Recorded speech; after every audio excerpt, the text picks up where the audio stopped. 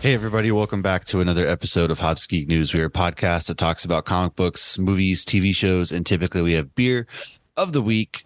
This week, we have a special bonus Creator Corner interview episode with Haydes from ASAP Imagination. We're going to chat some really exciting things. You might have heard of what gig we've been talking about it. Well, we're going to go in depth a little bit more. We're going to talk about the company and of course, as always, if you want to find us and you have just stumbled upon us somehow, then Hops Geek News on any podcasting platform. Same with social media. Go ahead, go there. If you want to support the show, hopsgeeknews.threadless.com for merch and then patreon.com/hopsgeeknews. So it's like 7 a.m. my time. I'm not drinking beer. Lauren, you're probably drinking coffee.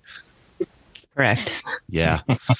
Hey, I still got that. We froze a ton of the pumpkin creamer, the almond pumpkin creamer. So I've still got a few cartons left. So I just finished my last one. It's pretty depressing. I'm sorry to hear that. You should have stocked up more. Our fridge was like full in like November, or our freezer. I had like 7 of that, and I had like 7 of the peppermint mocha one too, because I like that one a lot too. But I'm down to my last little thing, so I'm not letting go. I'll never let go, Jack. Well, we're out of Christmas coffee. That ended last month. I'm about out of that too. Man, what a downer. What a sad world we live in. What's the point of living anymore? Yes. Well, like I said, we have a special guest over here. So, Hades, welcome to the show, man. Introduce yourself and how's it going? Oh, it's good. Yeah. So, as you say, I'm Haydes. I'm the guy who started like ASAP Imagination. Also, from the drinking front, I'm a Guinness boy. I'm from an Irish family. Hell yeah. So I am a bona fide Guinness boy. It is my tipple of choice. As long as the pubs are good, because you get some places, and it's if you've got a head on it that's this big, you go, no, thank you. I'll try something else. But yeah, I love Guinness. I love Guinness. But so I started ASAP in 2020. I know you had Laurie on the show previously, and she was the first person I spoke to about it in general, really. Previously, I decided I wanted to be a comic book writer. I wanted to kind of put my stuff out there, and then I submitted a comic that I'd written, and the artist was a guy called Kyle Wright, and we submitted it to a recognised publisher. Never heard back, and then I just thought, okay, I'm going to do this myself. Then it's fine. This is okay. And then I started the business actually through a program that the government had got at the time, where they were allowing you to start like a small business and give you like an assist. And I think I was a bit of an anomaly to them, because most people were, I want to be a painter and decorator, I want to be a mobile hairdresser. And then you've got this bearded idiot who turns up and goes, I want to do comics. So I joined the program. And then ended up becoming like a weird poster child for it, because they ended up, long story short, I ended up getting a call from the head office of the section of the government that do this program. I was interviewed by them. I was interviewed by a newspaper, and then they made a mini documentary and They animated this. Wow, really? Yeah. So it's an animated documentary?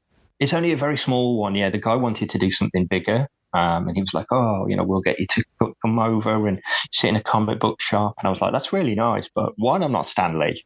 I'm really, I'd feel a bit pretentious sitting there and going, well, my journey began like it just didn't feel right. And plus, we were in a pandemic, so I'm going nowhere." Right. Yeah. So he then came up with the idea to get one of the artists who was with us at the time, Sarah, to draw me. So what we did is I had an interview with him on a Zoom call. He sent the audio to me. I sent it to her. She drew out basically what I was saying. We sent it to them, and then they coloured it and animated it, and then kind of put it out there. It was surreal. That's right. Can you find it anywhere? Is it still out there? Yeah, it's on our. So if you go to our TikTok, it's literally the first thing on our TikTok. Oh, that's awesome. But yeah, I mean, the instruction to Sarah was, please make this look good, because I'm very aware of what my face looks like. And I didn't have a huge beard then. So I was like, please make me look more manly. That would be splendid. And she did, and it was great. And and they made it, and then they put it out there, and it was the most surreal experience. I became like a weird cartoon. You just wanted to make some comic books. You never thought that somebody would be like, wow, this is something we should definitely animate. Number one.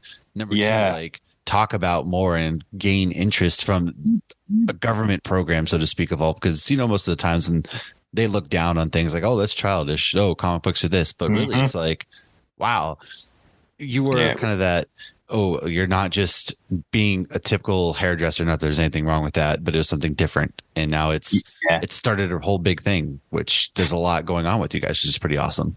It's grown, so it's been, the last 2 years have been insane. I went from being a consultant to, I didn't have the big beard. I had to wear a suit and go into work every day and be like, good morning, how are you? And all that. Yeah. It's not for me. But, obviously I'm a parent. So it was like, pay the bills, go and see, go and do what you got to do. And then obviously when everything changed, I, like many people, lost the jobs. Life happens, and then I just thought, I've got time, I've got time to do this. And then I'd written a comic. I'd already got that. And then I knew that I wanted to expand on this world. So I spoke to Laurie and said to her, look, I've got this idea for this whole world, and I've got it centers around this event. Can we, do you want to work together? She's a writer, I'm a writer. Do you want to do a book together? So we did this anthology called Points of Villainy, Points of Virtue, which I know she showed you when she was on. And that's how we launched. And we launched in August of 2020 with the book and the comic at exactly the same time. And it was a surreal kind of experience to do that. And she wasn't a comic book person. She is now. She wasn't at the time. I kind of, I refer to it as lovingly corrupted her. I said, give it a try. And obviously she then written the one story that I love, which then became Sister Grimm as a title. But it started with Messiah, which is a comic about a guy who is experimented on and has these healing abilities, but there's a flaw to it. So he can take the injury from someone else, and he kind of absorbs it. But the problem is he can't heal himself. Oh. So it's that idea of, I'm sorry, I can't help you. Someone could be there with a fatal wound, and he's like, I can't. Yeah. And it's that idea of, are you willing? How far are you willing? If it's a cut, So he's right, like you would take it from your kids. Exactly. Yeah. Yeah. Who would you be willing to sacrifice for? Yeah.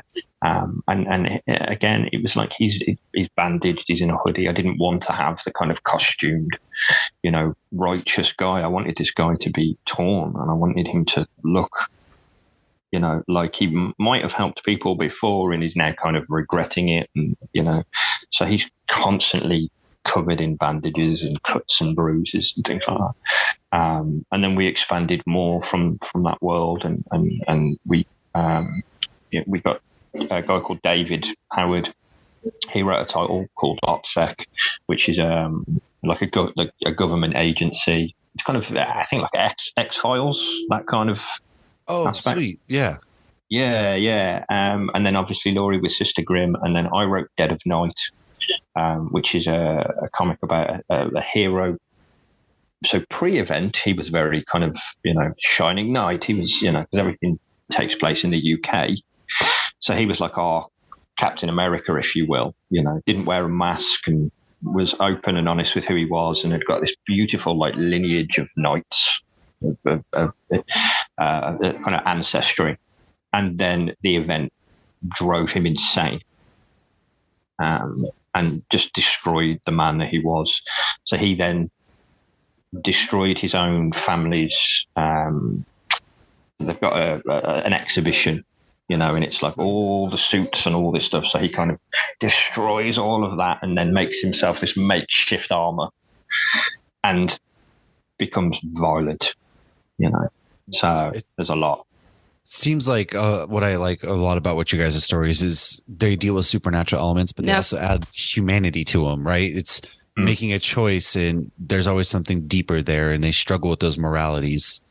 Yeah, I love stuff like that, though. I like layers as much as you can get, Yeah, and people most often won't. They go to comic books maybe, and they don't expect to find something like that, but it's also something that sucks you in. I know, at least for me personally, pretty fast. Yeah. And it's like, oh wow, there's more than just beautiful, colorful pages. It's this person's struggling to deal with something that we can all kind of relate to at a time, but they shouldn't be dealing with it because they're this heroic kind of being almost. Yeah. There's this wonderful. Excuse me. There's makes this it more okay area for us to not be okay. Yeah, exactly. Yeah, exactly right. And I think as I've grown up, and so I've been a comic book fan since I was 8, and I'm above 39 now. Let's just say that I'm in my 40s now, and I've been a comic book fan a long time, and it's amazing how your tastes change. I started with the very colourful and very kind of dynamic kind of the Fantastic Four and Spider-Man and and then I as you grow up, Hellboy, Authority, things get darker, and that's what I wanted, and I love an anti-hero, and I love that kind of conflicted thing. But what I wanted to build, and with Laurie and Dave's help, and now many others, I wanted a world where you could come into it from different points. So if you weren't a fan of espionage, like with OPSEC, you might find your way in with Sister Grimm, with the kind of kind of big supernatural. If you liked an anti-hero, you might find your way in with Dead of Night, and then if you weren't even a comic book fan, you'd find your way in with a prose book at the beginning. So all these different ways, and then I created a character who's online.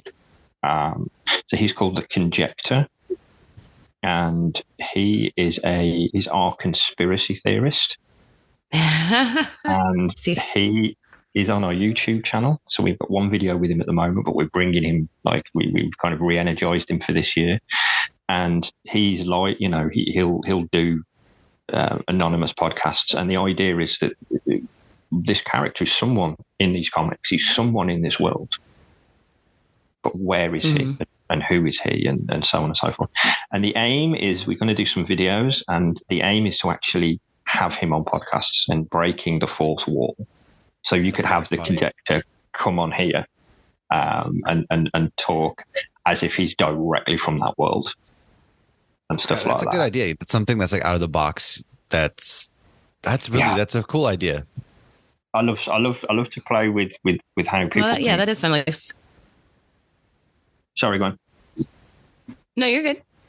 You love to play. Yeah, I like to play with how people can get into it. We also have a character called Foe, and he's recognizable by his mask. So his clothing changes. Essentially, I joke about this, but it's true. Essentially, what I want is the cheapest cosplay you could possibly get, because all you need is a mask and you're done. But what we created was a downloadable version of his mask off the website, so you can download it for free, print it out. And we did a campaign last year, a promotion called Friend of Foe. So it's hashtag Friend of Foe. And what we said to people was, download the mask, cut it out, put it on, send us your pictures, hashtag Friend of Foe, we'll send you some freebies. And I thought I might get a couple. I got loads of people. Oh wow, really? Sending me all these pictures with these masks on. And it became just this great way of it. Again, it's like, it's yourself, we like participation, we like to be involved. Yeah. And if you can step into that world in any way, then so we did that, and again, it was just another fun way of doing it. And then since May of last year, we've been fortunate enough to bring out a comic title of our main world every month. So we went from Messiah and Points of Villainy, Points of Virtue, but from May we were able to do one a month, and now we've got Messiah, Dead of Night, OPSEC, Sister Grimm, Whole. And with that one, the first issue is all first person. It's all seen through the eyes of the main character. Mm-hmm. We have got Points of Villainy Part 1, 2, 3, where we've taken some of the stories from the book and turned them into comics. And then we're doing the same with Virtue. And then we're going to be releasing a title called Person, which is spelled P-U-R-S-O-N. And we're launching that this year as well. And that's all one world. So if somebody wanted to dip their toe in this world, because honestly, when I first got into comic books, I walked into a comic book shop and I was very overwhelmed. I had no idea where to start. Yeah. So if somebody wants to get into this world, where do you recommend they go, and what do you recommend they start with? I would recommend if you're a reader, then start with a book. If you're more of a comic book fan, then you can start with the Points of Villainy trilogy. So we've got Points of Villainy Part 1, 2 are out at the moment, and 3 is coming out this month. But again, it's one of those things where if one of the titles appeal to you, because we tie in everywhere, there's Easter eggs, it kind of doesn't really matter. So if Sister Grimm, for example, appeals to you, you'll get hints of the others. For example, when D.W. Howard, when Dave wrote OPSEC issue 1, one of the first scenes is these agents are in this van and they're driving to this location, and the radio's playing in the background, and on the radio they're talking about the conjector. That's cute. I like that. Yeah. I like it. So there's all these little Easter eggs, and all these little things that tie in. And the aim is we're doing each title gets a 4-issue arc, with the exception of the 2 trilogies, but everything gets a 4-issue arc, and to establish them within the world first. And then after the 4 issue, that's when we're going to start really crossing things over. Gotcha. Messiah could be face to face with Sister Grimm, or nice. The OPSEC team could face off against the Dead Knight and stuff like that. So the aim is to just keep expanding. Right. But you can still enjoy standalone things. It just makes it better when you get all the Easter eggs. Because I feel like for some people, like, we want more and more and more. And for some people, they're like, this is too much. So I feel like that's good to have both ways. But anybody who is listening, whenever you hear Laurie Cunningham or Sister Grimm, if you're interested more in that, we did interview her in December. We sat down with her. So you just find that episode, Laurie Cunningham. It's on YouTube. It's on all our podcasting platforms. And we also end it with a little Mickey's Christmas Carol fun fact and whatnot. So that was a fun, festive episode. And at one point, Matt asked Laurie a question. I thought he said Lauren, and I answered, and he just let me roll with it. I know. I watched that episode. It's great. What I do as well is whenever someone ASAP has been on a podcast, we've got a playlist of like ASAP interviews, and it's actually on there as well. So, and then once with this one, it will be added as well, because I want people to see, because there's a few of us, and obviously we've got different platforms. Right. It's nice to say, here's everything in one place, and also go and support these podcasts as well. Yeah, I'm going to do that on our YouTube channel. I'm going to create an interview playlist. Yeah, that's a good idea. I should have already done that. This reminds me, you guys also recently started up something that, kind of helps network a lot of people as well. Gig, which just recently launched on the 1st of February. What you've been a busy man, pretty much. Very busy. So we know what Gig is, but what is Gig exactly? So Gig popped in my head as an idea of kind of centralizing everything that a creator might need. I know we can find things on social media, but sometimes, and kind of going off what you said there, Lauren, sometimes if there's too much and there's too many things going on, it can get a bit overwhelming. So people might be able to go on social media and ask a question like, where's a good artist, and so on and so forth. But then the problem is things can get muddy. People can weigh in with opinions. People can do all this kind of stuff. And what I wanted to do was create a place where people could, in their own time, find what they needed. So the concept with gig is you can start with conception of idea. So you can have a single idea and you can go on to gig, and within there you can find everything you need from start to finish. So you can find writers, you can find editors. If it's a comic, you can find artists, you can find publishers. You can promote it using things like podcasts like yourselves. You can get crowdfunding. We've partnered with Crowdfunder, so you can also get crowdfunding. And if you want to write it yourself and not sure where to begin, we've got a training section where you can speak to a wonderful man called Morgan Quaid, who can train you as a writer and help you and guide you and things like that. So it's everything you need in one place, and you can comfortably just go around and get what you need. If it's not comics, again, the writers and editors also work in prose. There's publishers there that are prose friendly. There's film companies, indie film companies, that you can, if you want to be a film writer, you do scripts, you can speak with them. And then there's videographers as well. So if you want to promote, if you want to create videos on your social media and things like that, they're there as well. So it's literally everything a creative would need. And can they pick and choose which services they use? Like, let's say, okay, I just need to find an artist, but I always use Kickstarter, so I'm going to take it over here. So they can do what they need to do? Yes. Or just take what they want to take? Okay. Yeah. And the other thing as well, so if it's, for example, because people can be featured on there. We've got two accounts. So we've just got the main account where you can go in. Everything's unlocked once you create that account. Everything's unlocked, so you can just shop around and take your time. But also, if you want to be featured on gig, then there's a business account that you can have. And what I'd say to people on that front is we take no percentage off the top. So if, for example, an artist has a deal with someone, and let's just say, argument's sake, it's $500, gig takes nothing. The deal is done outside of gig. It's just a place to centralize things for people. To meet. Yeah. Gotcha. Yeah. Once the deal is made, it's made between the artist and the customer.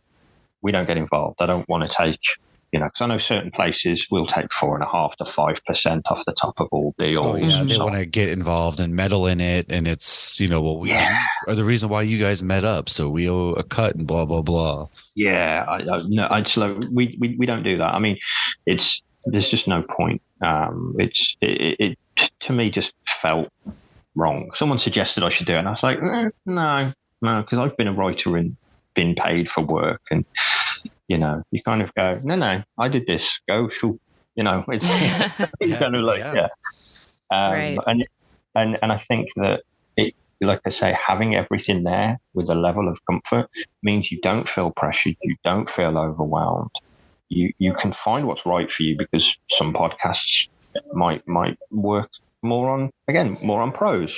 They're not for you, and sometimes you have to reach out and spend time to find all of these things out. I know from my point of view that when we started this, a good 60% of my time was taken up running around trying to find things that were relevant to what we were doing as well. So, right. But if it's there and it's comfortable and you can take your time, perfect, no pressure and stuff like that. Yeah, that's always a question for us whenever we have a comic book creator on that's an indie comic book creator. How'd you get started? Where'd you find the people? How'd you use? And, a lot of them, like we have one guy, Frank Martin, who's been on here many times, and all his stories are very different. So he uses a different artist for most of them. And so he's got to find the artist from the get-go. So that's nice to simplify the process, because we have every piece of information at the tip of our fingers, but we don't know how to access it all. And I feel like as grownups, you think you're supposed to know how to do all of it, and you don't. Like, you have to, we spend so much time figuring out what we need to do. We don't spend enough time doing what we actually need to do. Yeah, it's correct. It's completely correct. It's one, because we've got like our second publisher platform where we publish for the creators, which is called the Anyone World, and I think gig was an extension of that idea in my head, because when we started it and we were publishing for people, We have our submissions and where you can come in and so on and so forth. And you get questions like, well, what if I haven't got a cover? Or what if I need an editor? Or what if this, what if that? So I created within the Anyone world where they could get that from us should they need to. If they wanted to go elsewhere, they could go elsewhere and get it. And so, Gig became an extension of that. It just became I think the Anyone world was the catalyst of that in my head. Because it is, you don't always think of these things. You go, I've got a great idea. I've got a book. Okay, has it been edited? Have you thought this out? Have you got a cover? Have you got a genre? Have you got a market? All of these questions. And I found them out the hard way, which is also why I'm very great. You just want to be a creative. Yeah, exactly. Yeah. But I got Laurie involved in Gig and a wonderful guy called George Medina, who is a podcaster and a comic book creator, a friend of mine. And with their help, we're going to really kind of push Gig forward and help as many people as we can, Yeah. And I almost feel like you don't see that a lot with indie comics. Like you see everybody promoting their Kickstarter and it gets kind of cutthroat out there sometimes because it either goes one way. Like I'll see some people that are really supportive of other indies and then others that are just kind of living in their own bubble. Whereas we should all be, promoting each other, it's one of those things that we should be doing. We should lift each other up, all of that kind of thing. So it's really nice to see you guys have a centralized way of doing that. And just making it easy because like Lauren was saying, it is more often than not, you spend more time figuring out how to navigate to get where you're going versus like, then you're just tired and like, God, I don't want to do this anymore. And so having that initiative, I know I've been browsing on there and it looks like a really, really amazing Thank you. time. And for somebody like me who wants to get into writing comic books, you have an avenue to learn how to do that. So if people haven't checked it out, globalindiegroup.com, that's where you should be going and really check this out because it is something that has been long overdue in this realm of the universe. Thank you so much. And I appreciate because obviously the first time I spoke with yourselves was a call over, Gig. So I'm very grateful for everyone involved and I'm grateful for the two of you as well. It's, I often say to people that they don't understand that podcasts and podcasters it's such a necessary tool in what we do. Like I think people don't appreciate sometimes how much it can really help us, how much it can really push us out there, And the beauty is it's not a difficult thing. You go on and you get to talk about things that you love with nice people. So it's it's this this brilliant tool where you speak to brilliant people comfortably. Get on the podcast, people. Jesus. Yeah. And it's a fun way to connect and make friends too, free, I feel like. Unless I don't know, some podcasts aren't. But. But most of the time. Yeah, exactly. Yeah. And again, it's like, I have a great time on podcasts and talking to them and, as I say, supporting them and Laurie, when she came off yours, she said to me afterwards, she said, I had a great time. And she goes, plus we got to, talk Christmas films and Disney and stuff like that. Well, we definitely love, just getting people on and sharing and giving a platform. Just homies help homies is how I live by, essentially. Yeah. So if we can do that anyway. And as we start to wrap this up, though, Haydes, can you let everybody know, like, where can they find ASAP? Where can they find you specifically? Where, like, any sort of, if somebody wants to write a comic, what is some good advice on how to start? Sure. Yeah. So you can find us pretty much everywhere with just ASAP Imagination, with the exception of Facebook. I, for some reason, cannot update Facebook.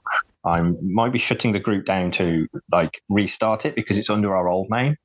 So obviously when I started it, the name was ASAP Comics UK. And then obviously as we grew and I'm the only one in the UK, it was like, okay, maybe change the name. Yeah. So, but everywhere else, so TikTok, LinkedIn, Twitter, Instagram, it's ASAP Imagination. And then it's for our comics, it's asapimagination.com. We do digital as well. So you can get print and digital from us. So that's fine. We publish for other creators on our Anyone World platform. So it's anyoneworld.com for that. You can see the people that we've already published, and then there is a submissions page. Also, even though it's not comics technically, but we have a children's book platform as well, where we publish for the small people, and that's called asapminis.com. And then obviously, as you said, we've got globalindiegroup.com. Lots of sites. Nice. Yeah. Well, it's definitely been a pleasure getting to chat with you. Everybody, seriously, check out their comics.